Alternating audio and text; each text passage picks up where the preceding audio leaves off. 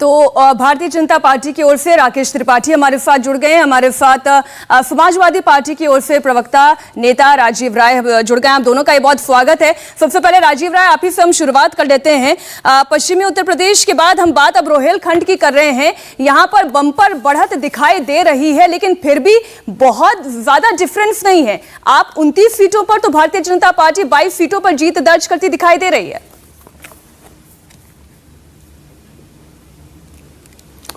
मीनाक्षी जी, जब शुरू में चैनलों ने ओपिनियन पोल शुरू किया था, तो अगर पहले के मेरे ट्वीट्स और टाइम लाइन देखेंगी, तभी हमें 100 के आसपास सीटें लोग दे रहे थे। और मैं उसी दिन से कह रहा हूं, क्योंकि मुझे अनुभव है पिछले 15 सालों का, उसी से मैं से कह रहा हूं, जैसे जैसे चुनाव नजदीक आएगा ये आंकड़े बदलते जाएंगे और क्रमशः उसी दौर में गुजर रहा है।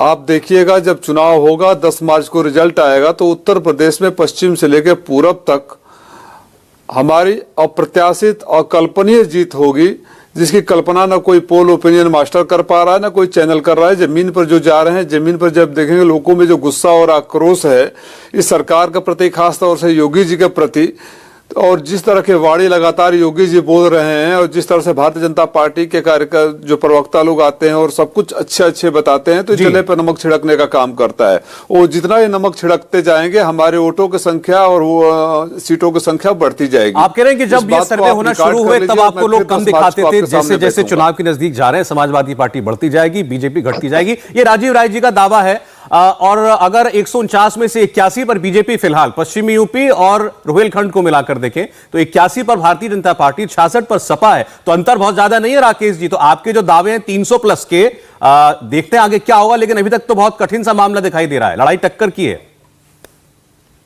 देखिए सौरभ जी, भारतीय जनता पार्टी का वोटर बहुत साइलेंट वोटर है।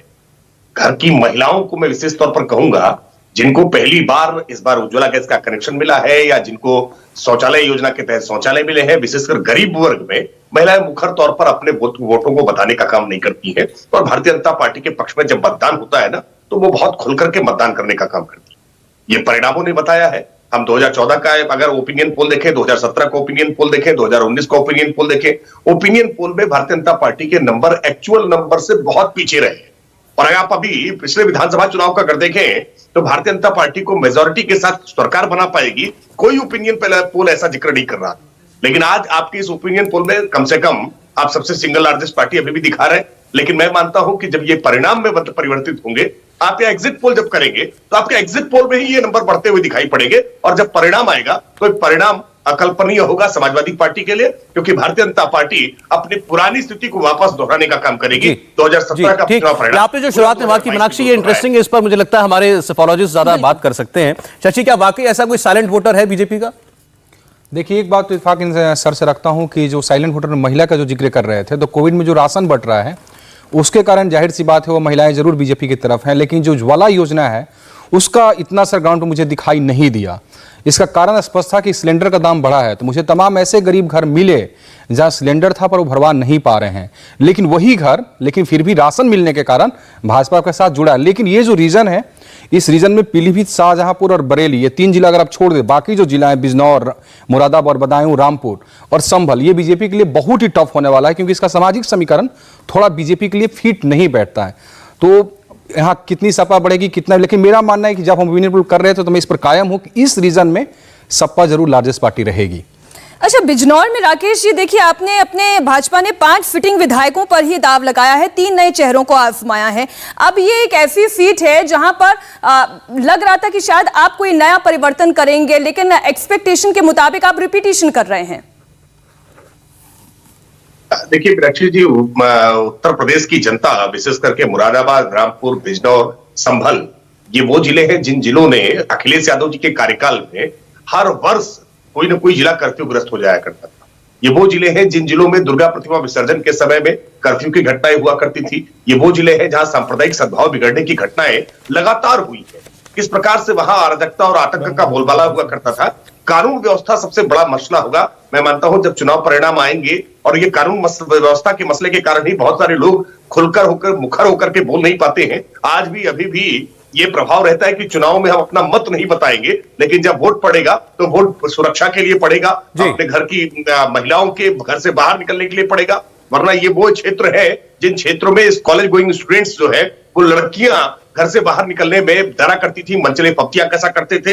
लेकिन योगी आदित्यनाथ जी के शासन आने के बाद ये जो परिवर्तन, वो लॉ एंड ऑर्डर के सवाल पर हम आएंगे, वो सर्वे का हिस्सा है कि उसका कितना फायदा या नुकसान इस चुनाव में आपको हो रहा है, वो फैक्टर है भी या नहीं है। लेकिन राजीव राय जी, अभी आप थोड़ी देर पहले जीवीएल नरसिम्हा राव, जो खुद एक सेफोलॉजिस्ट भी रहे हैं, इनकी पार्टी के सांसद हैं, वो हमारे साथ थे। वो दावा कर रहे थे कि ये चुनाव वैसा नहीं है कि जो हर विधानसभा सीट पर क्या जातीय समीकरण है, क्या क्या फैक्टर काम कर रहे हैं, कौन कैंडिडेट है, वो सब चीजें गौण हैं। उनके मुताबिक ये लहर का चुनाव, और लहर भी दो, मोदी लहर और योगी लहर।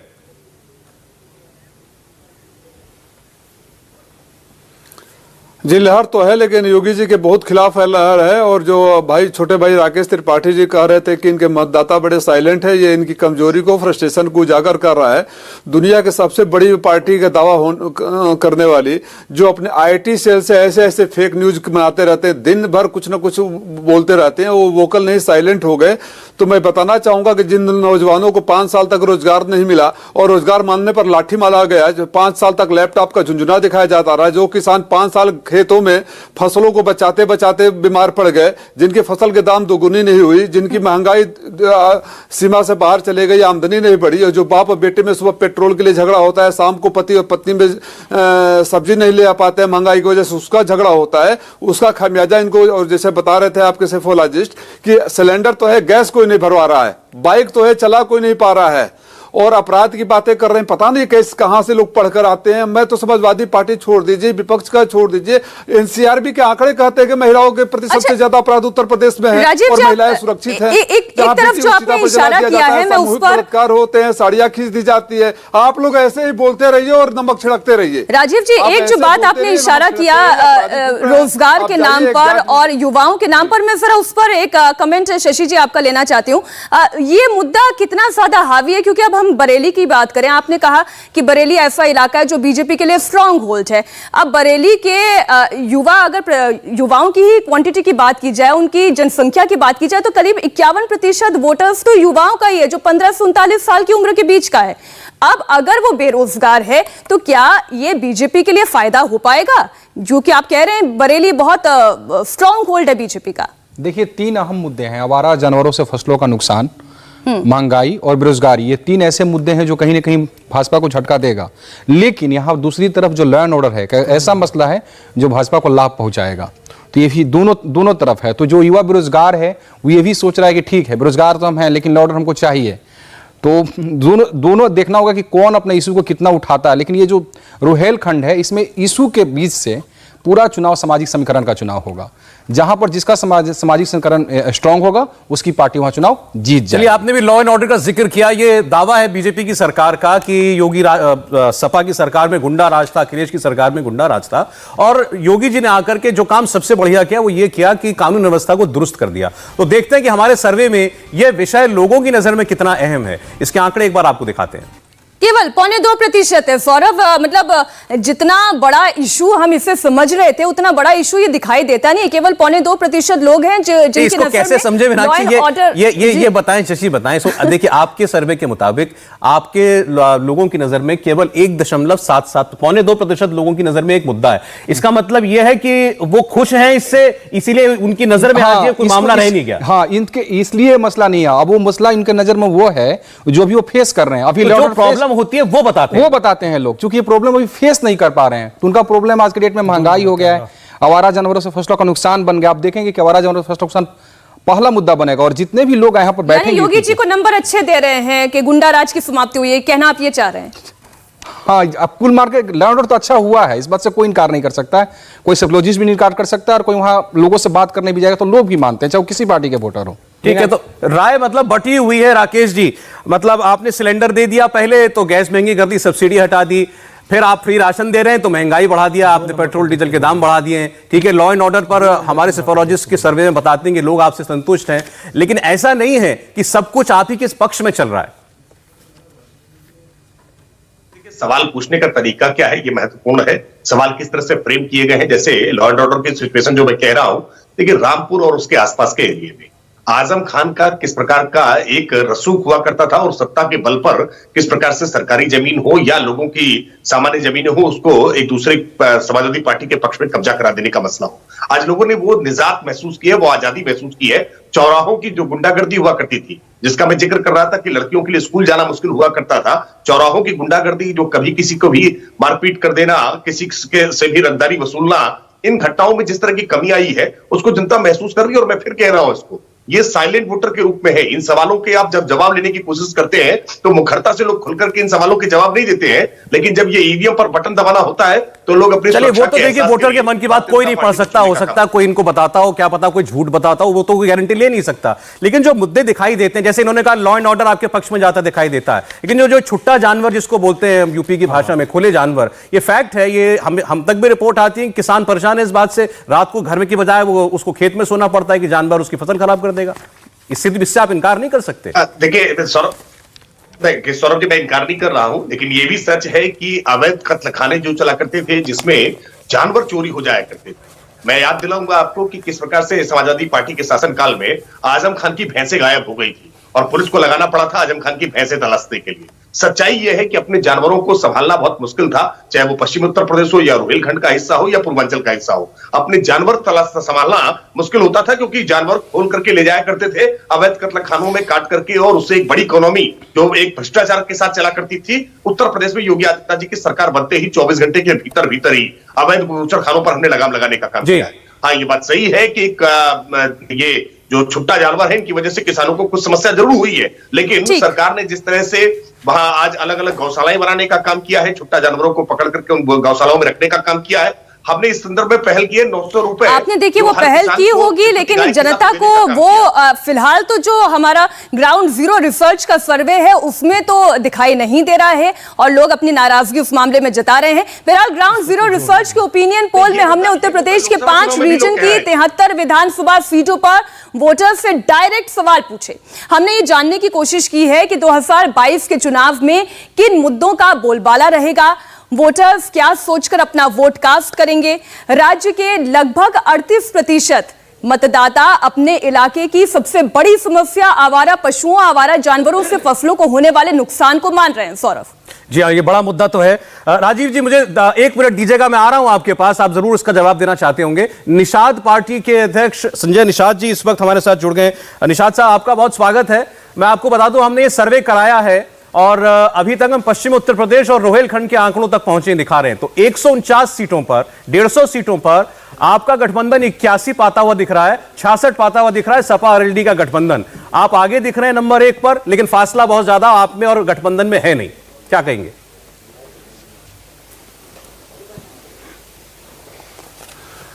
सर्वे के आधार पर नहीं, वोट जिस दिन पड़ेगा, जब गिनती होगा, तब जनता का दिमाग और जनता का जो मूड है वो पिछली सरकारों को किस तरीके से नकारा है, कांग्रेस को हटाया है, 2014 से लगातार उत्तर प्रदेश में साइकिल हाथी को हटा रहा है, क्योंकि इनसे वो जब जाता है किसी विभाग में अपने काम के लिए, किसी थाने में जाता है तो कोई अपना ढूंढता है कि कोई मेरे बिरादरी का कोई सिपाही हो, होमगार्ड हो, मैं उससे अपनी तकलीफ को बताऊं और दरोगा के पास लेके जाए। जब वो कचहरी में जाता है तो खोजता है कि मेरा भी कोई चपरासी, कोई बाबू हो जो हम अपनी बिरादरी खोजे, जो तहसीलदार से मिलके हमारा कुछ काम करा दे।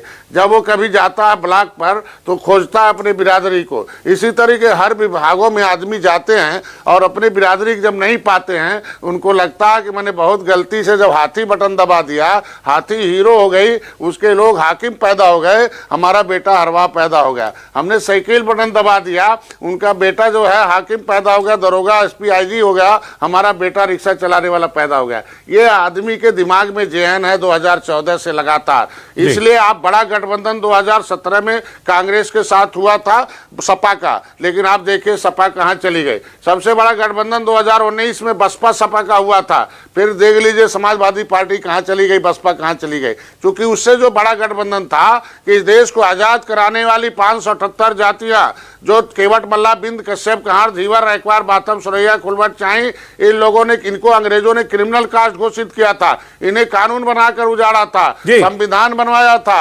1949, 50, 58। वो सारी जातियां जो आप गिना रहे हैं वही तो अखिलेश यादव आजकल गिनाते हैं निषाद साहब। वो मंच पर बैठकर यही गिनाते हैं, देखो यहाँ ये बैठे हैं, यहाँ ये बैठे हैं, इस जात के बैठे हैं, इस जात के बैठे हैं।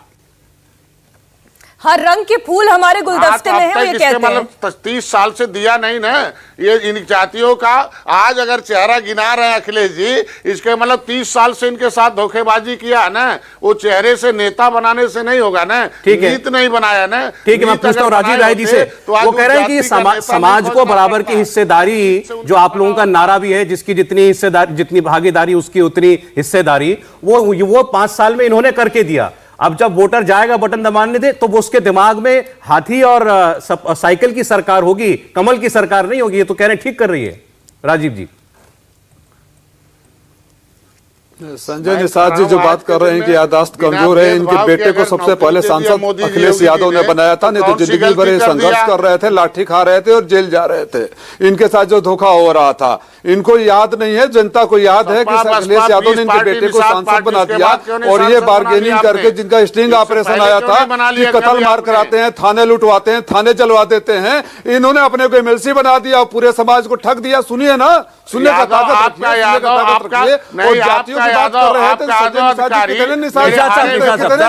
सुन ले, 1 मिनट, आप उसके बाद बोलिए। जाइए 48 जिलों का डीएम एसपी ठाकुर है, आपके बेटे को सांसद बनाया, आप भारतीय जनता पार्टी से बार्गेनिंग ले लिया, ऑपरेशन में आप कत्ल करवाते हो, थाना फुकवाते हो, जान मरवाते हो, और आपने सबको ठग दिया। ठगों के साथ जाकर खड़े हो गए, जनता को ठगने लायक नहीं रह गए हो, जनता को ठगने लायक अब नहीं रह गए हो। चले जाना, मैंने जीत कर दिया कि मैं बच जाऊंगा जब अखिलेश जी की सरकार आएगी। अब मेरा समाज अगर झगड़ा करके प्रमाण पत्र लेता है तो कौन सा खराब काम है भैया? हमारे लोग अब तो सताए गए हैं, अब झगड़े कर रहे हैं तो कौन सा दिक्कत आ रही है? हम कहते हैं अपना हिस्सा लेने के लिए खड़ा हो गया 30 साल से। आज के दिन में निषाद। अच्छा निषाद साहब, राजीव राय जी, 1 मिनट, एक एक करके बात करते हैं। मैं, अच्छा आपने राजीव राय जी जो कहा, क्योंकि बहुत तू में दोनों की बात बहुत दर्शक नहीं समझ पाते। निषाद साहब सुनिएगा, निषाद साहब, वो एक सबसे पहले वो ये आरोप लगा रहे हैं कि आपने कहा हिस्सेदारी नहीं दी आपके समाज को। वो कह रहे हैं सांसद आपके बेटे को इन्होंने बनाया, सपा ने बनाया। कर रहे थे रेल ट्रैक पर गोली इन्होंने चलाई थी, एक मेरे को भाई मरवाए, 37 लोगों को जेल भिजवाया, आरक्षण के नाम पर 60 लोगों को जो है जेल में डाला, शरीर में कोई जगह नहीं होगा, महिलाओं को तांडव करके पिटवाया था। अरे नहीं तो फिर ये सवाल निषाद साहब पूछा जाएगा ना, फिर आप इनके साथ क्यों गए उपचुनाव में? गोरखपुर से इतना सब कर चुके थे ये, तो इनके सिंबल पर चुनाव क्यों लड़ा आपके पुत्र ने? 30 साल से सपा हमारा वोट ले रही थी, हमने गोरखपुर में ले लिया तो कौन सा दोष किया? हम कहते 30 साल से तो हम साइकिल बटन दबा रहे थे ना, एक बार साइकिल ने बटन दबा दिया तो बहुत दर्द हो रहा है गोरखपुर में। हम 30 साल से इनको सरकार। ठीक है निषाद साहब, अब मैं जवाब ले रहा हूं, आपने ठीक है, आपने इस बात का जवाब दे दिया गोरखपुर वाली बात का। राजीव राय जी बोलिए, राजीव राय जी की आवाज आए। इसमें क्यों भाग गए? हम कहते हो क्यों भाग गए? हमने तो मैं कहता दो सांसद जितवा। राजीव जी बोलिए। मैं जानना चाहता हूं कि वो जातियों को खोज रहे थे, कचहरी में जाते हैं, कचहरी में, थाने में और कलेक्ट्रेट में पूछ रहे थे। संजय निषाद जी, आपके निषाद समुदाय के लोग पूछ रहे हैं कि 48 जिलों के कप्तान और एसपी ठाकुर ही क्यों है, आपकी बिरादरी का कोई क्यों नहीं है? आपके निषाद समुदाय के लोग पूछ रहे हैं कि 5 साल में कितने निषाद बच्चों को नौकरी दिलवाया? कब तक आप झूठ और ठगी की दुकान चलाएंगे? आपका चरित्र वही है जो आपको स्टिंग ऑपरेशन में पकड़ा गया था कि आप वोट के लिए थाना फुकवा देंगे, जान मरवा देंगे, आग लगवा देंगे, ब्लैकमेल करके अपने एमएलसी बन जाएंगे, बेटे को एमपी बना देंगे, और ये आपका समाज भी आपको समझ चुका है। इसलिए आप अपने हमको जवाब मत दीजिए, अपने समाज के लोगों को बता दीजिए कि 48 जिलों के एसपी और डीएम ठाकुर क्यों है और निषाद क्यों नहीं है? किसी थाने के, कितने थाने के एसओ निषाद हैं, कितने डीएम एसपी निषाद हैं, कितने जज निषाद हैं? जब आप जाति खोज रहे हैं तो खोज लीजिए ना, खोज लीजिए। हटा देते थे। ठीक है, इसका जवाब ले लेते हैं। संजय निषाद जी, मुझे नहीं पता आप राजीव जी की बात सुन रहे हैं या नहीं सुन रहे हैं, लेकिन राजीव जी ये कह रहे हैं कि आप बात हिस्सेदारी की करते तो हैं, लेकिन जब हिस्सा मिलता है तो वो आप अपने पास रख लेते हैं, अपने समाज तक नहीं पहुंच जाते। मैं कहता हूं कि आज के दिन में जब एक ही सीट रहेगी तो 10 लोगों को लड़ाएंगे क्या? जो अनुभवी होगा उसे, एक बेटा सांसद इंजीनियर परवीन निषाद आवाज उठाने लगा, सबको दर्द हो गया। इनके यहाँ पूरे घर भर के लोग जो है इटावा में हैं, यादव जी के घर भर में कभी आवाज उठाया? बहन जी के लोग इतने रुपए पकड़े गए, कभी आवाज उठाया? एक बेटा निषाद का बेटा सांसद हो गया, इतना दर्द हो गया। 70 साल से 550 सांसद बनाते रहे। मैं कह रहा हूं उसका जवाब आपको मिलेगा 10 मार्च को पता चलेगा। जब मजबूत थे तो इतने लोग बुलाने की क्या जरूरत थी? जब आप समाजवादी पार्टी इतनी ताकत थी तब इतने नेता को खोजने की क्या जरूरत थी? ये पता चल गया जब 2019 में निषाद समाज डॉक्टर संजय खड़े हो गए। नहीं, राजीव राय जी, ये राजीव राय जी बात चुभने वाली भी है और सत्य भी है। उन्होंने कहा एक सीट थी, मेरा बेटा सांसद बन गया, तो उस पर इतना एतराज है। संजय जी जवाब दीजिएगा इसका। संजय जी जवाब दीजिएगा। कह रहे हैं कि मेरे पास एक सीट थी, बेटा सांसद बन गया, तो आरोप लगा रहे हैं, तंज कस रहे हैं। सारे के सारे सांसद एक परिवार से हैं आपकी पार्टी के, सारे सांसद। वोट हम देंगे, कब्जा जमाएंगे। राजीव जी, हम लोग वोट देंगे। सौरभ जी, फूलन देवी को जिस फूलन देवी के ऊपर जुल्म सितम हुआ था, फूलन देवी को जंगल और जेल से निकालकर सदन में पहुंचाने वाला, विशंबर निषाद को मंत्री और सांसद 15 साल 20 साल से बनाने वाला, जब ये कहीं नहीं थे तब हम इनके समाज को बना रहे थे। लेकिन राजीव जी, सवाल वो नहीं है। आप अलग अलग जातियों को प्रतिनिधित्व दें, ये बहुत अच्छी बात है, उसके लिए आपको मुबारकबाद, शुभकामना भी। लेकिन राजीव जी, सवाल संजय जी ने ये पूछा कि पार्टी के अंदर ही सांसद बना ले, पार्टी के अंदर ही विधायक बना ले, और पार्टी में वो परिवारवाद का आरोप लगा रहे हैं कि आप यादव परिवार का परिवारवाद ठीक, संजय निषाद का परिवारवाद गलत कैसे? नहीं, मेरी बात तो सुनिए ना। मैं संजय निषाद जो हमको हमारे ऊपर आरोप लगा रहे हैं उसी का तो जवाब दे रहा हूं, हमारे ऊपर परिवारवाद का आरोप लगाने वाले संजय निषाद जी, जब आप कहीं नहीं थे, आप जब 2 नंबर 3 नंबर वाला काम कर रहे थे, तब जेल और जंगल से निकालकर फूलन देवी को सदन में पहुंचाया। विशंबर निषाद हमारे पार्टी के राष्ट्रीय महासचिव है, 20 साल से सांसद है। जब आप कहीं नहीं थे और जब आपको मौका मिला तो आपने निषादों को बेचने का काम किया। और जिले के थाने की बात कर रहे हैं, निषादों को बताइए कि के पास आप चल के आए थे 2018 का चुनाव लड़े थे। Sapa, Baspa, Nishad party 30 party 4 party चुनाव लड़ी। आप बेईमान आप लोगों 4 पार्टी से चुनाव लड़ाओगे, आप कहोगे समाजवादी पार्टी लड़ा। अच्छा ठीक है राजीव, राकेश जी को एक बार चर्चा में लाना चाहिए, बड़ी देर से वो सुन रहे हैं। निषाद जी उनके सहयोगी हैं, सपा से उनकी लड़ाई है। एक बार राकेश जी के पास जा रहा हूं।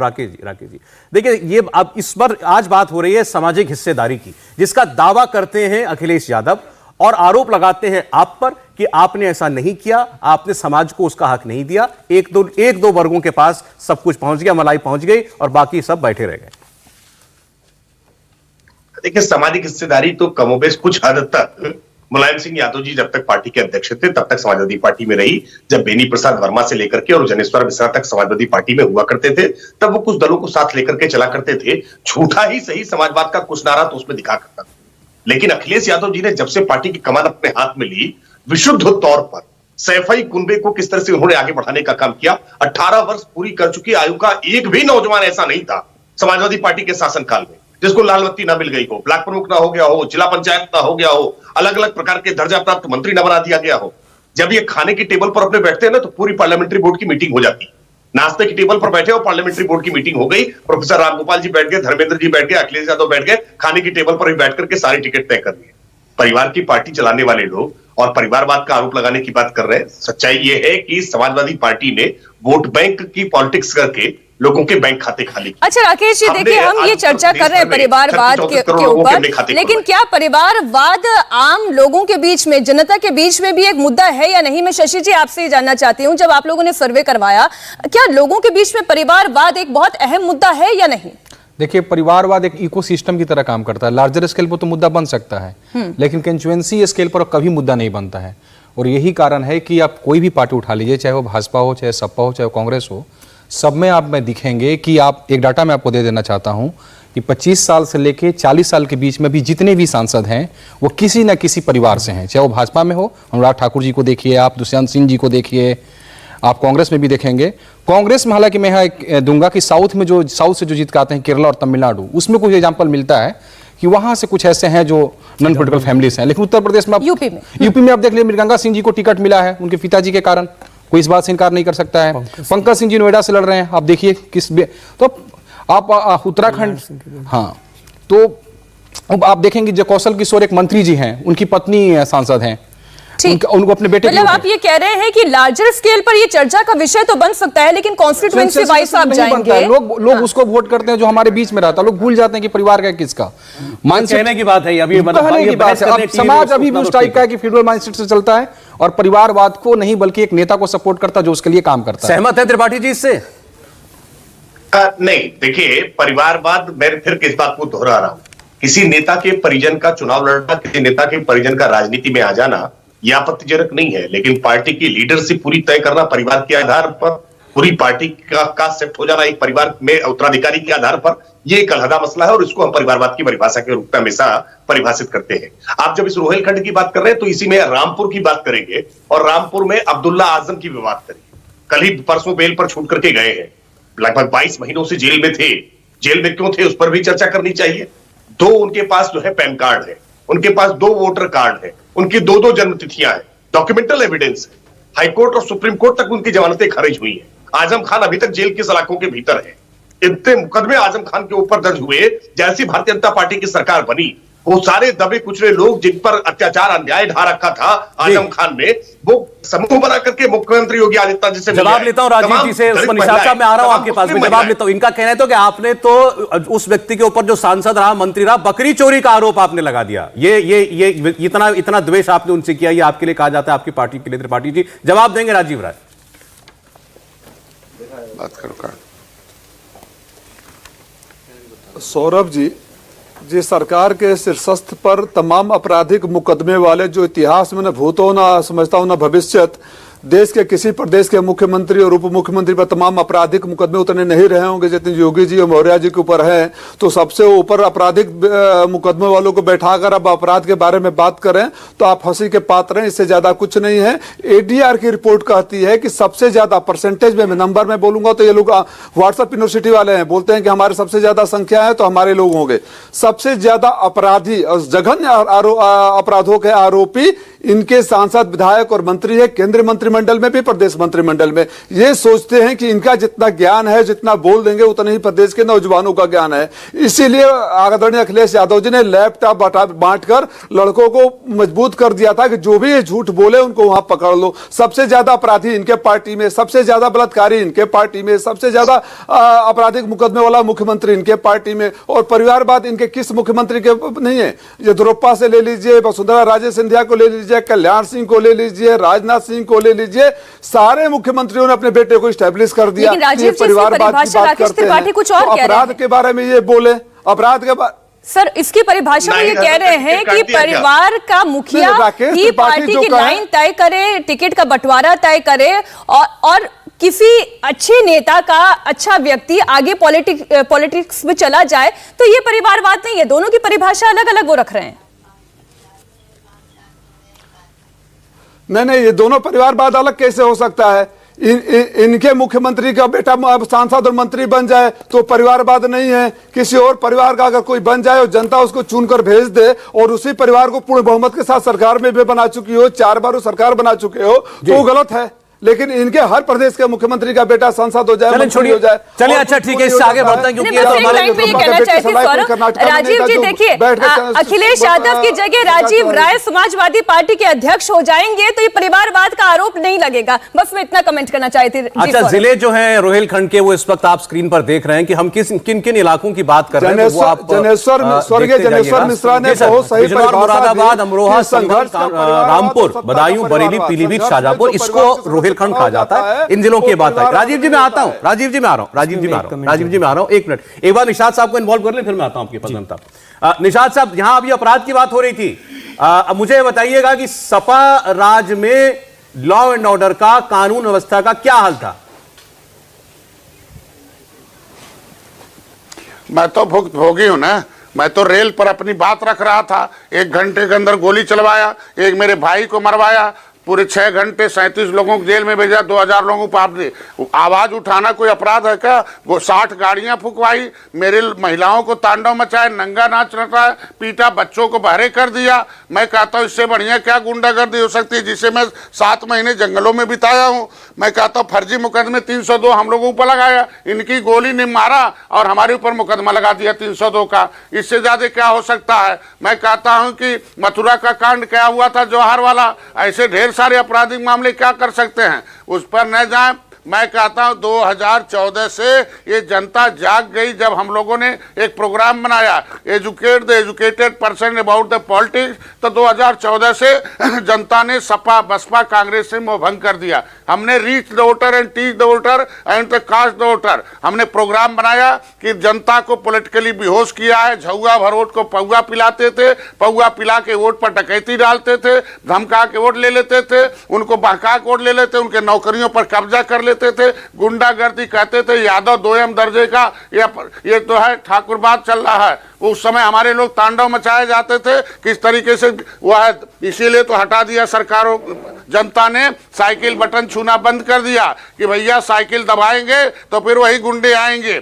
साइकिल दबाएंगे। 2017 कांग्रेस और सपा एक हो गई, फिर भी हार गए। 2018 में peace party, Nishad party, Samajwadi party, Baspa एक इसलिए हुई थी, संजय जी देखिए आप इतनी बातें कह रहे हैं, लेकिन 149 सीटों का जो अभी तक पूरी बात हो जाने दीजिए ना सर, पूरी बात हो जाने दीजिए। 2018 में ये मर गए थे, 2017 में मर गए थे, 2018 में इनको हम लोगों ने कहा ठीक है इनकी गलती खत्म करो, इकट्ठा कर दो कि दलितों के नेताओं बनती हैं, पिछड़ों के नेताएं बनते हैं। लेकिन फिर इन लोगों ने क्या किया कि जो 2 मुख्यमंत्री हारे थे उन नौजवानों का टिकट काट दिया। ये तो खाली 5 पांडव मिल के जो है वही लोग निर्णय लेते, बाकी इनके यहाँ कुछ है नहीं। 2019 में मोदी जी के साथ हम लोग आ गए कि भाई न्याय सुरक्षा चाहिए ना, संविधान पर कब्जा ये लोग कर लिए, नौकरी पर सब सामाजिक न्याय सीमित का रिपोर्ट कहती है। ठीक है सर, सामाजिक न्याय सबसे बड़ा अपराध यही है कि मैं 1961 में 70 लाख था, 3000 कर दिया उत्तर प्रदेश के जो 149 सीटों का सर्वे हम दर्शकों के सामने रख रहे हैं। मैं कह रहा हूँ इससे बड़ा अपराध क्या हो सकता है जो कलम से हमें गिनती में मार दे, हमारी नौकरी कब्जा कर ले। दिखाई देता है संजय जी, कोई बहुत बड़ा डिफरेंस नहीं दिखाई देता है।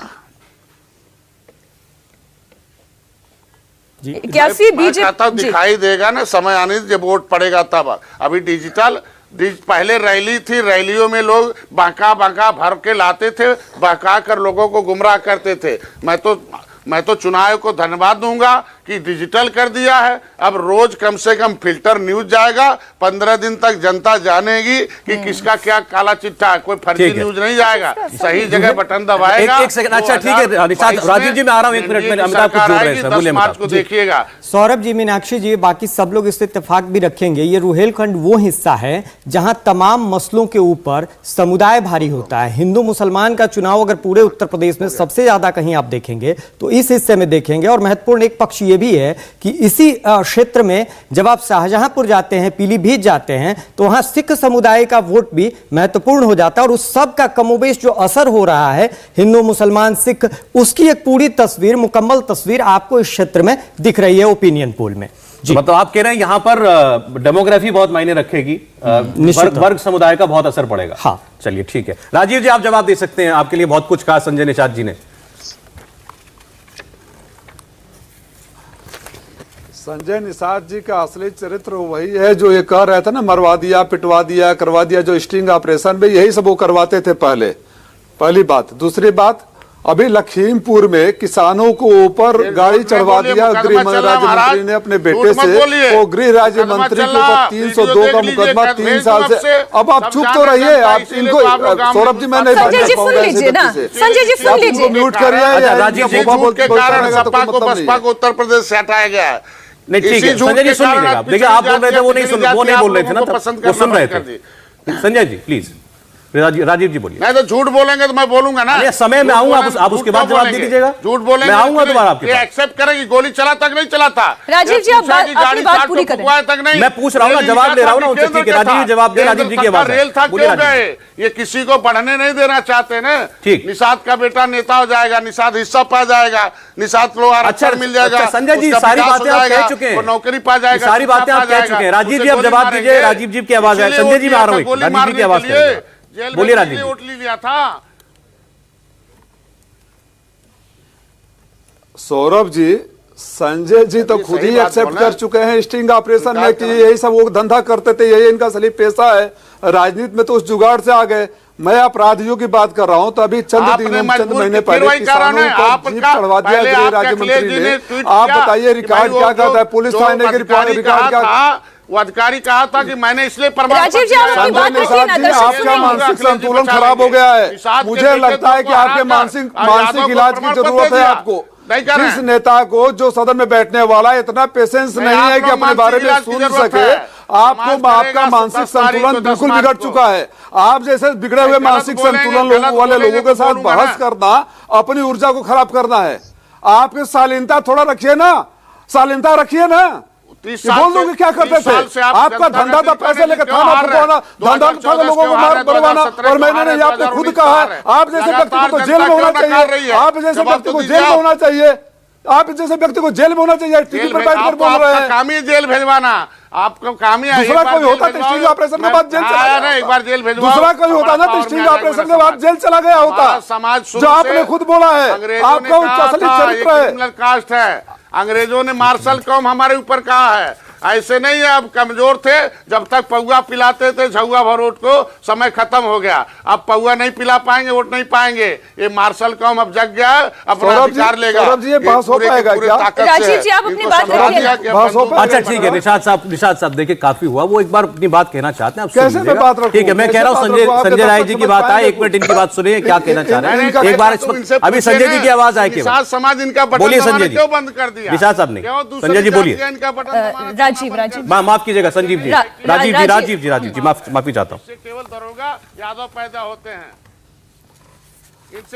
सौरभ जी, संजय निषाद ने आपको भी इतना डिस्टर्ब कर दिया कि सबसे वरिष्ठतम प्रवक्ता का नाम 4 बार आप भूल गए। मैं समझ सकता हूँ ऐसे व्यक्ति जब आप पैनल पर हो तो मुश्किल होता है। बात तथ्यों की की जाए सौरभ जी, तो तथ्य ये है कि हम नहीं एनसीआरबी के आंकड़े लॉ एंड ऑर्डर के बारे में बात कर रहा है, हम नहीं देश के गृह मंत्री का, जिस देश का गृह मंत्री का इतिहास में उस शब्द को दोहराना नहीं चाहता हूं, मर्यादा को बाहर नहीं जाना चाहता हूं। देश के गृह मंत्री को कोर्ट ने क्या कहा था? देश का गृह राज्य मंत्री अभी 120B का आरोपी है, 302 के मुकदमे में 3 साल से फैसला सुरक्षित है, हिंदुस्तान के इतिहास में कभी नहीं होगा। प्रदेश के मुख्यमंत्री पर तमाम आपराधिक मुकदमे, जो कभी भूतो न भविष्यत, उप मुख्यमंत्री पर तमाम आपराधिक मुकदमे। आंकड़े ये बोलते हैं। संजय निषाद जी क्या करते थे? ये स्टिंग ऑपरेशन में बोलते हैं, वो समझते हैं कि प्रदेश की जनता के सामने आकर बोलते रह जाएंगे, प्रदेश की जनता इनकी बात को सुन लेगी। आप झूठ को बहुत लंबे समय तक आज की दुनिया में छुपा नहीं सकते। गूगल पर हर गांव का बच्चा गूगल करता है, उसको तथ्य फैक्ट सामने आ जाते हैं, और जो मैंने बोला वो फैक्ट बोला, कोई झूठा आरोप नहीं बोला।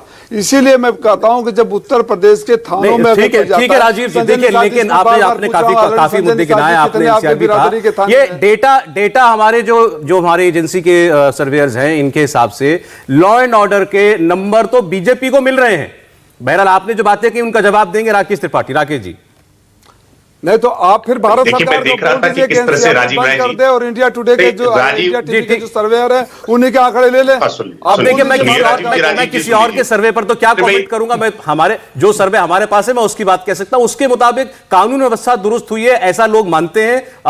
ये प्रदेश के अंदर एक प्लस पॉइंट है भारतीय जनता पार्टी के लिए, ऐसा हमारे सर्वे में आया है। आप मतभेद रख सकते हैं इससे। राकेश त्रिपाठी, देखिए कभी राजीव राय जी किस तरह से कह रहे थे डॉक्टर संजय निषाद जी को कि उनका मानसिक संतुलन बिगड़ गया है, क्योंकि इनको बर्दाश्त नहीं हो रहा है कि कोई ऐसा पिछड़ी बिरादरी से निकल करके आया हुआ व्यक्ति जिसके हिस्से को लगातार दबाते रहे हैं, वो आकर के इनसे बहस कर रहा है, इनसे सवाल पूछ रहा है। इनके कानून व्यवस्था में जिस तरह से इन्होंने कानून व्यवस्था बनाकर रखी थी, दबाया था, उनका शोषण करने का काम किया था, आज वो सवाल कैसे पूछ रहा है? इसलिए इनको मानसिक संतुलन बिगड़ा हुआ लगेगा। हाथ में गन लेकर के जो घुमा करते थे, वो आज हाथ में अन्न लेकर के बात कर रहे हैं। तेजिंदर सिंह विर्क इनके आज जाकर के इनके समाजवादी पार्टी के मंच पर बैठे हैं, वो जिन पर भारतीय जनता पार्टी के कार्यकर्ताओं की मॉब लिंचिंग करने का आरोप है। समाजवादी पार्टी में जितने बड़े बड़े गुंडे, जितना बड़ा दंगाई उतना बड़ा सफाई। आज मुझे जानकारी अभी मिल रही है कि इन्होंने शायद अपने कैराना से प्रत्याशी को बदल दिया है, नाहिद हसन को। अब राजीव राय जी बताएं कि क्या हुआ आखिरकार? भारतीय जनता पार्टी ने जब ये बात कहना लगातार शुरू किया तो क्यों समाजवादी पार्टी डरने लगी? समाजवादी पार्टी की सच्चाई यही है कि समाजवादी पार्टी के प्रत्याशी बनने के लिए आपके पास कितने मुकदमों की लिस्ट है। असलम चौधरी आप नाम देख लीजिए, रफीक अंसारी आप नाम देखिए, सर हिस्ट्री सीटर, इनकी सूची पहली देखिए। अब तो पता चला ये सूची जारी भी नहीं कर रहे हैं। धीरे धीरे चुपचाप फॉर्म भी दे रहे हैं, क्योंकि सूची देंगे तो उस पर चर्चा होगी, मीडिया के बीच में खबरें आएंगी कि अपराधियों को टिकट देने का काम कर रहे हैं। इसलिए गुपचुप तरीके से चुपचाप ये फॉर्म भी पकड़ा रहे। इनसे पूछे राजीव जी समय नहीं है मेरे पास, मैं जानता हूं जवाब देना चाहते हैं। राकेश जी माफी चाहता हूं, आपको रोक रहा हूं। ठीक है अभी सर्वे आधा भी नहीं पहुंचा है हमारा, और अभी तो 3 क्षेत्रों की हमें और बात करनी है। 149 सीटें केवल पश्चिम उत्तर प्रदेश रोहिलखंड, इन 104 सीटों में 81 पर दिखाई दे रही है भारतीय जनता पार्टी अपने सहयोगियों के साथ, और 66 पर दिखाई दे रही है सपा। भाजपा आगे है लेकिन अंतर बहुत ज्यादा नहीं है। इंडिया टीवी हर वक्त हर जगह डाउनलोड करने के लिए सर्च करें India TV news Google play store या ऐप स्टोर पर।